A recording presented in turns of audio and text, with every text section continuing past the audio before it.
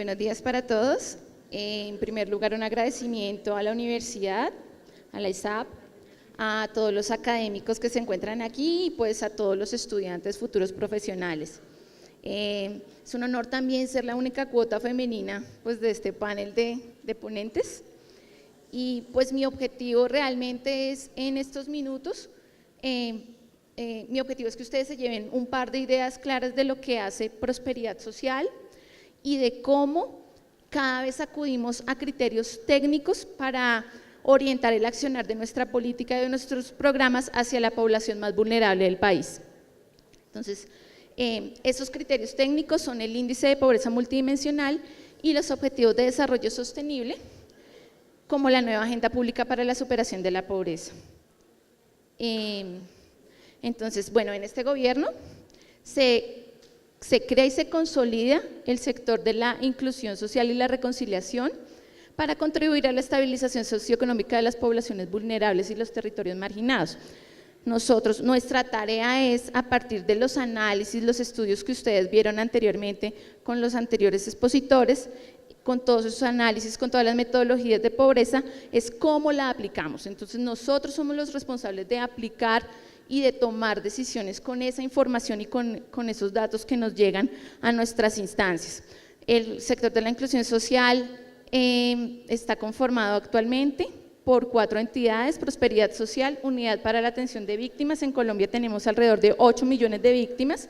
Bienestar Familiar, tenemos aproximadamente 16 millones de niños, niñas y adolescentes en el país, y pues el Centro Nacional de Memoria Histórica. Prosperidad Social es la cabeza del sector. Prosperidad Social es la cabeza del sector de la inclusión social y nuestro rol es formular, adoptar, dirigir políticas públicas. Lo hacemos directamente o a través de nuestras entidades adscritas. Nuestro objetivo es superar la pobreza, atender población vulnerable, primera infancia y víctimas. Nuestra misión ya como entidad es gestionar programas para que la población pobre y vulnerable logre la movilidad social y gestionar oferta para la superación de la pobreza multidimensional que explicaba muy bien el doctor Huertas del PNUD. Otro objetivo importante para nosotros, aparte de la superación de la pobreza, es consolidar la clase media. O sea, no dejar que nos reboten la gente que avanza en su camino hacia la superación de la pobreza, no retroceda.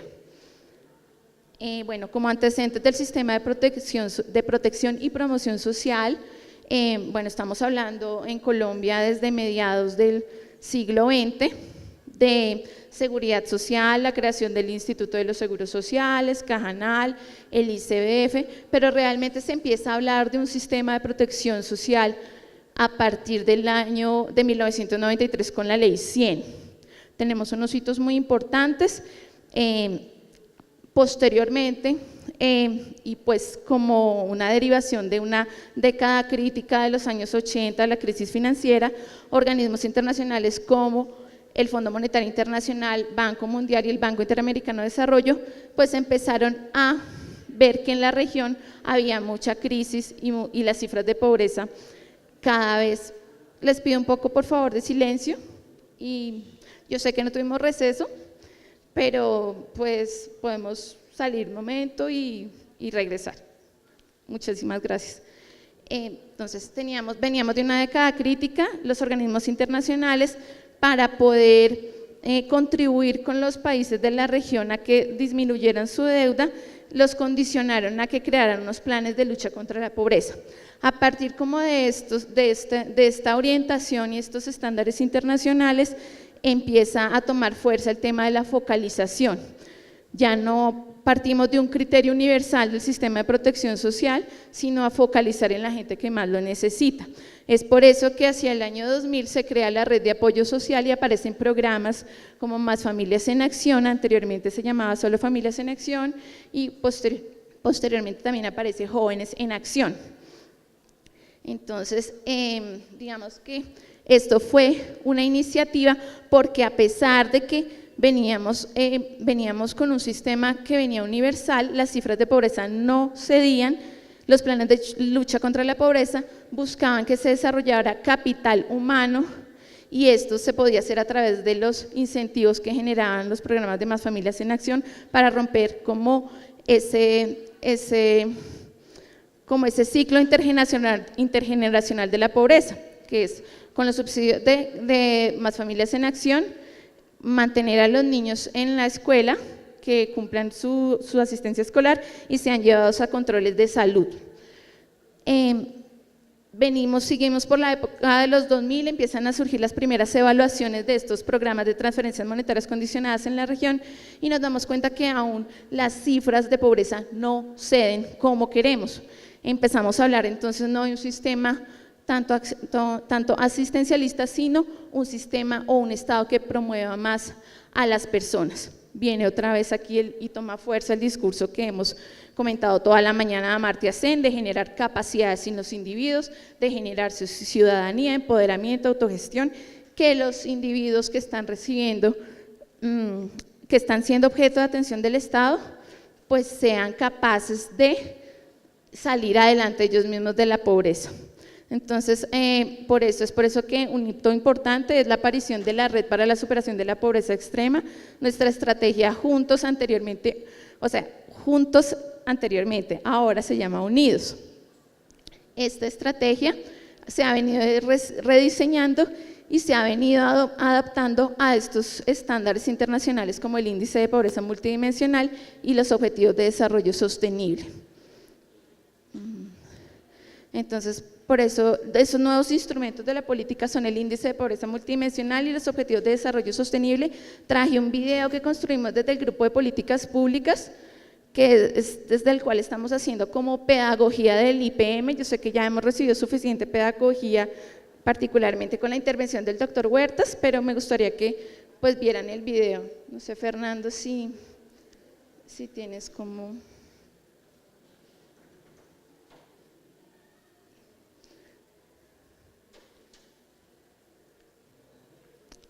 Este es un video que utilizamos con una aplicación gratuita, lo sacamos a partir de una aplicación que se llama Powtoon y esa permite hacer como ese tipo de materiales.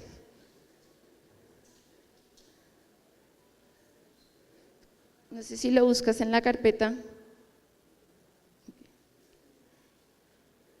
Es el primero. ¿Medimos en Colombia la pobreza? Sí. ¿Cómo lo hacemos? Bueno, nuestro país cuenta con el Departamento Administrativo Nacional de Estadísticas, DANE. Ellos son quienes miden los niveles de pobreza en el país a través de dos metodologías: pobreza monetaria y pobreza multidimensional. Vamos a conocerlas. La pobreza monetaria se mide a través de la estimación de la línea de pobreza. Es la estimación que indica si un hogar cuenta con los ingresos mínimos mensuales por persona para cubrir los costos de una canasta que incluye alimentos y otros bienes básicos. Las familias pobres en Colombia no alcanzan a cubrir este mínimo. La línea de pobreza también sirve para saber cuándo un hogar se encuentra en pobreza extrema. Pero ¿y qué pasa cuando un hogar tiene otro tipo de dificultades relacionadas, por ejemplo con su bienestar y el cumplimiento de sus derechos? Para eso existe el IPM o Índice de Pobreza Multidimensional. Esta medida no solo define la pobreza en función de las posesiones materiales, sino también en la capacidad que tienen los individuos para el ejercicio de sus derechos. En Colombia somos pioneros en la implementación de esta metodología. Actualmente 60 países siguen su aplicación. ¿Y en qué consiste? Esta metodología mide la pobreza desde 5 dimensiones: educación, niñez y juventud, trabajo, salud, vivienda y servicios públicos. Un hogar es considerado pobre cuando enfrenta al menos 33% de privaciones. Las dimensiones además tienen 15 variables que miden temas muy concretos e importantes en cuanto a situación de pobreza se refiere.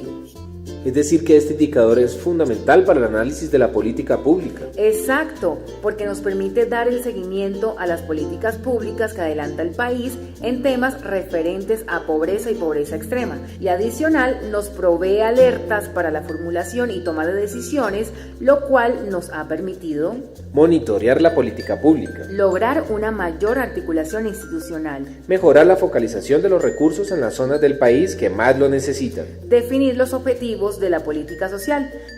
Desde 2010 hemos logrado que 4.6 millones de personas superen la pobreza por ingresos, 2.6 millones de personas dejaran de ser pobres y 5.1 millones de personas salieran de la pobreza multidimensional.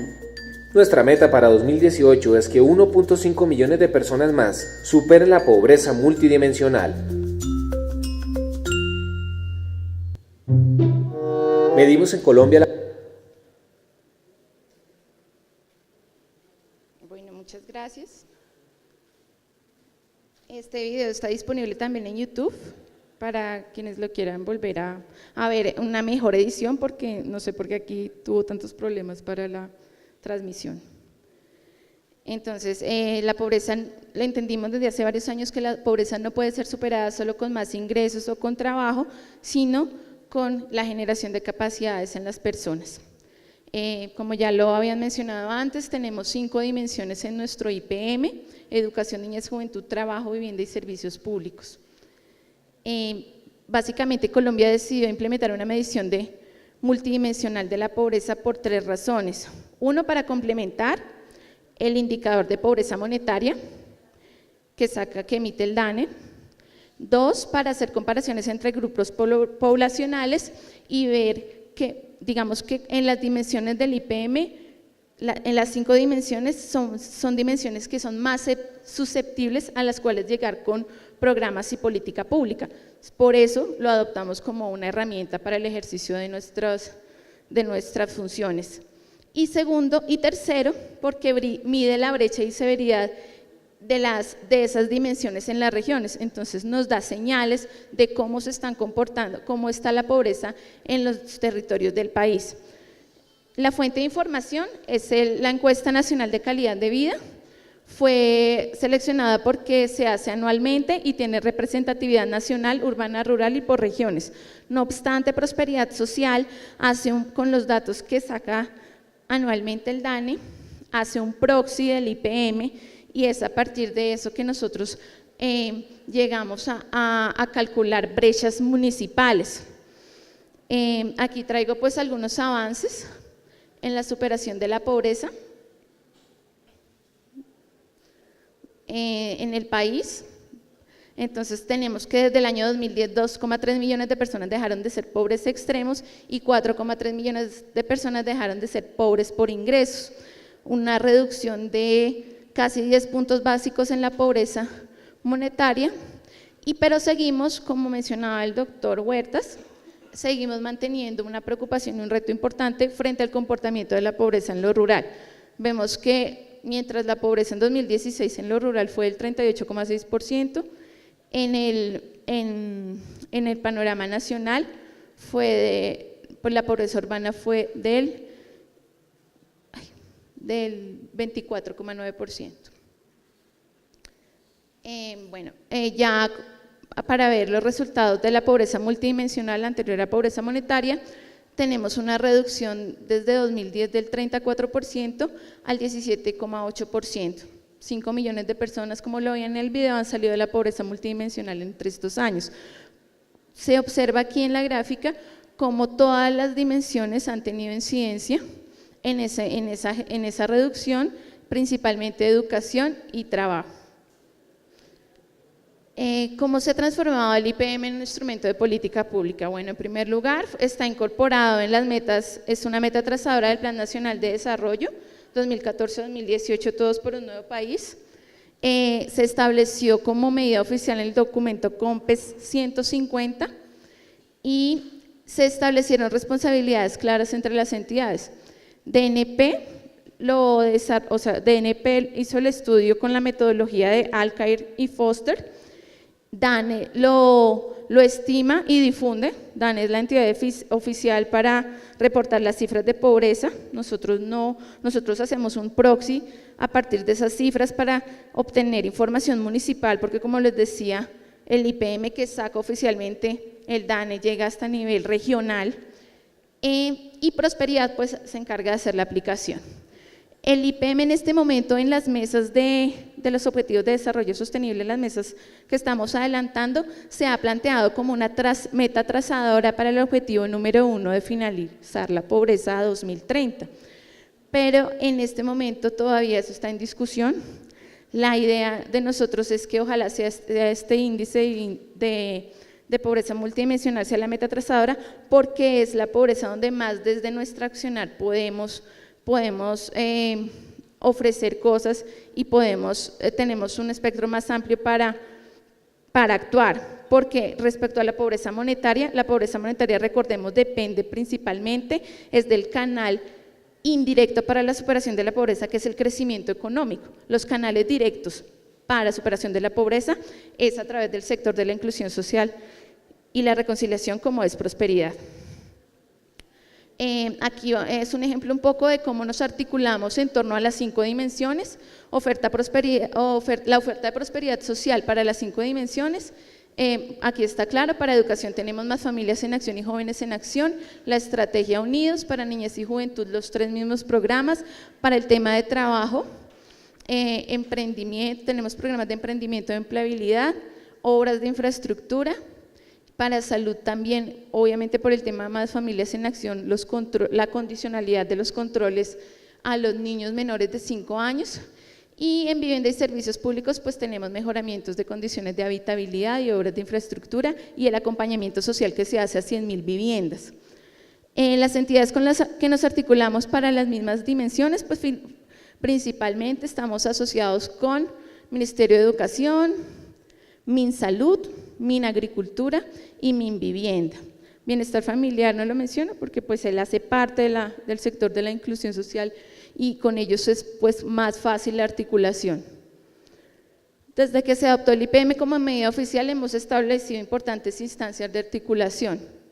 Entonces existe una mesa para la reducción de la pobreza que está conformada por el presidente, ministros y directores de entidades, tiene 15 miembros, el comité ejecutivo de directores que tiene 24 entidades de nivel nacional, y el comité de expertos para la medición de pobreza coordinado por el DANE, tiene un representante del DNP y de prosperidad social, 2 expertos de entidades multilaterales y 2 expertos independientes.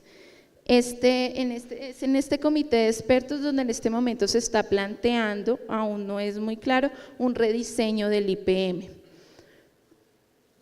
Bueno, este slide me gusta mucho porque muestra cómo las alertas que se detectan en esas mesas que les mencionaba ahorita, en esos comités, se van transformando en política pública desde que venimos utilizando el índice de pobreza multidimensional.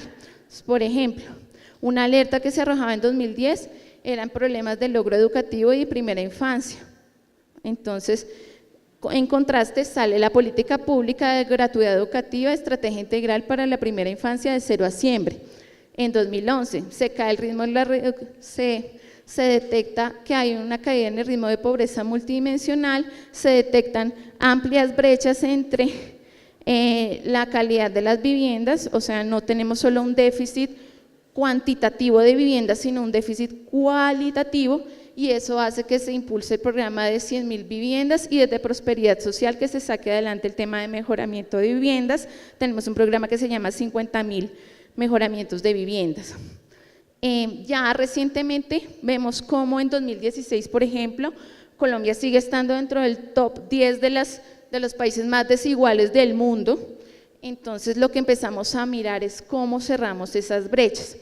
Desde prosperidad social y con las instancias que estamos alineadas, empezamos a dirigir nuestra política y nuestro esfuerzo a diseñar y mejorar los programas con un enfoque rural para tratar de subsanar un poco ese tipo de brechas. Entonces, tenemos desde prosperidad social un programa que se llama Familias Rurales, RESA, Familias en su Tierra e Irak.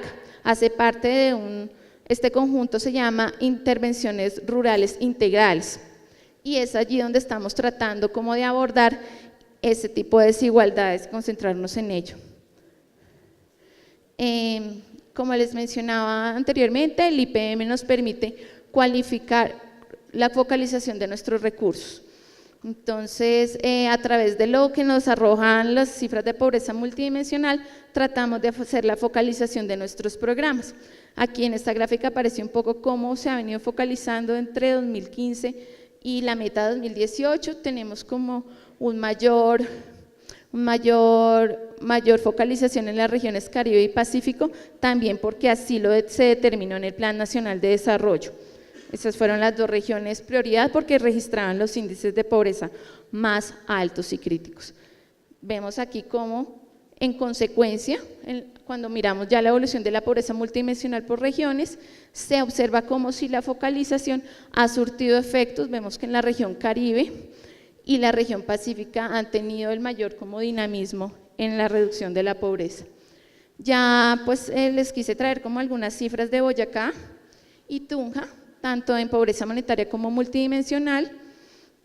Vemos que Boyacá está en una posición intermedia entre sus indicadores de pobreza. Tenemos aquí a mitad, con un 32% de pobreza en 2016 y pobreza monetaria, y 18,3% de pobreza multidimensional. Aquí está la tendencia entonces de la pobreza monetaria en Boyacá y Tunja. Vemos mayor dinamismo en la reducción de la pobreza en el departamento de Boyacá, tanto pobreza monetaria como pobreza monetaria extrema, y pues en Tunja lo vemos como un poco más alineado. No ha sido tan evidente la caída de la pobreza en la capital.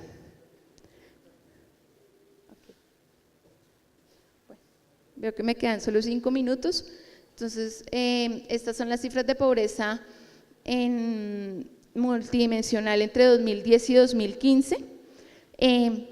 Es importante aquí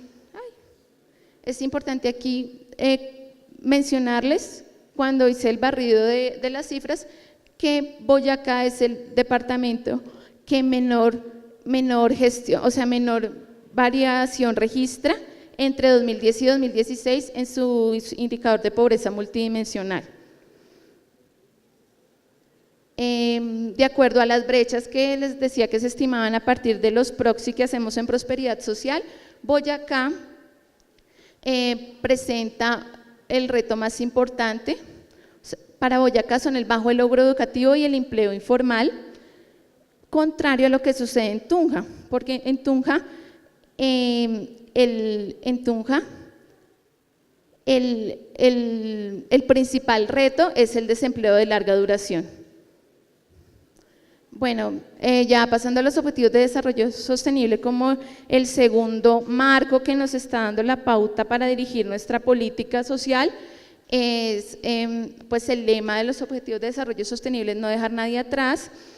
Parte de una comprensión de que todo lo que hagamos de aquí en adelante tiene que tener un equilibrio económico, social y ambiental. Todas las políticas deben estar concentradas en esos 3 pilares. Prosperidad Social, y así como con el IPM, ha iniciado una ruta para la institucionalización de los ODS en su quehacer. Entonces, al igual que IPM, estamos trabajando en un COMPES, estamos desarrollando unas instancias de alto nivel. En 2015 se creó la Comisión de Alto Nivel de los ODS y en eso está participando Prosperidad Social. La idea es que es como el IPM, se desarrollen más articulaciones con instancias para incorporarlos en todo el diálogo y comunicación oficial, no solo entre las entidades a nivel nacional, sino regional y con el sector privado. Las transiciones que estamos haciendo desde Prosperidad Social es abordar la pobreza desde un enfoque multidimensional, transición a una agenda pública que armoniza los ODS al Plan Nacional de Desarrollo, que ya está, porque los ODS están en el Plan Nacional de Desarrollo, también en los acuerdos de paz y el ingreso a la OCDE. La transición hacia una institucionalidad eficiente con capacidad de gestión y apertura a la participación de nuevos actores y una oferta programática oportuna y pertinente para el desarrollo sostenible. Son las 4 transiciones que estamos haciendo. La 1, consolidar el enfoque multidimensional, que como ya lo vimos, tenemos oferta en las 5 dimensiones en nuestras áreas de trabajo. La estrategia Unidos pasó de 45 logros básicos y 9 dimensiones a las 5 dimensiones del índice de pobreza multidimensional.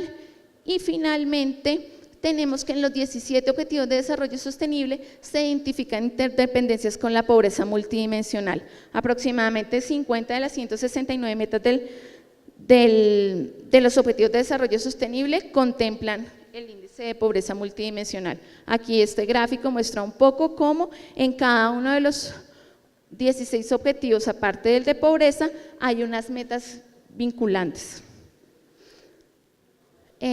La integración de los ODS con los acuerdos de paz. Para Colombia, la paz no está concentrada solamente en el objetivo 16, en el ODS que dice paz, justicia e instituciones sólidas. Hemos encontrado que en los 5 puntos del acuerdo están reflejados los objetivos de desarrollo sostenible. Casi todos están, excepto el 13 y 14, que son vida, ecosistemas terrestres y vida submarina. De resto, todos están allí involucrados. La transición 3 son instituciones eficientes, articuladas y con capacidad para la implementación de los ODS. Tenemos la llave maestra, que es la herramienta que nos ha permitido unificar todo el listado y el registro de beneficiarios que tenemos, no solo en prosperidad social, sino con las entidades aliadas, que nos ha permitido también tener el registro de atenciones de lo que ha recibido cada hogar, y en ese sentido nos ayuda a hacer análisis de cómo trazar una ruta de qué oferta le hace falta a ese hogar. Digamos que en segundo lugar tenemos la estrategia Unidos. La estrategia Unidos a partir del año 2015 fue reformulada, como les dije, pasó a 5 dimensiones, y en el acompañamiento se incluyeron unos modelos de atención especializados. Como nosotros hacemos acompañamiento a las familias que recibieron las 100.000 viviendas, hicimos un modelo especializado para ese tipo de familias. Hicimos un modelo étnico, también hicimos un modelo urbano y uno rural, precisamente por esta preocupación que tenemos de cerrar brechas urbanos-rurales. Y finalmente tenemos el mapa social. Esta herramienta es la que más nos ha servido para detectar cuál ha sido la inversión del sector privado o cuánta cantidad de recursos y en qué dimensiones está invirtiendo el sector privado en el país.